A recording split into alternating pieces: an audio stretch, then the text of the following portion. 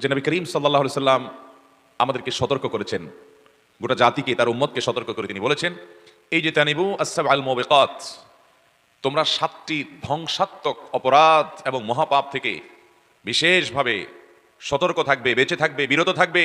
কোনো অবস্থাতেই এই অপরাধগুলো যেন তোমাদেরকে স্পর্শ না করে। সাল্লাল্লাহু আলাইহি সাল্লাম বলেছেন 7টি ধ্বংসাত্মক বিষয় থেকে বেঁচে থাকো, তার ভিতরে প্রথমটি হলো শিরক। অতএব আমরা শিরক থেকে বেঁচে থাকার চেষ্টা করবো তো ইনশাআল্লাহ? সবার চেষ্টা করবো তো ইনশাআল্লাহ? আবারও আমরা বলছি, নাম্বার 1 আল্লাহ, নাম্বার 2 কি বলেছি? হ্যাঁ, সেহের করা, ব্ল্যাক ম্যাজিক, জাদু। 3 নম্বর কি বলেছি? অন্যায়ভাবে কোনো মানুষ হত্যা করা। 4 নম্বর সুদ খাওয়া। 5 নম্বর ইয়েতিমের মাল ভক্ষণ করা। 6 নম্বর জিহাদ হলে কখনো সেখান থেকে পলায়ন করা। আর 7 নম্বর একজন সতী নারীর চরিত্রে মিথ্যা অপবাদ দেওয়া। আল্লাহ তাআলা এই 7টি মহাপাপ থেকে, মহাপরাধ থেকে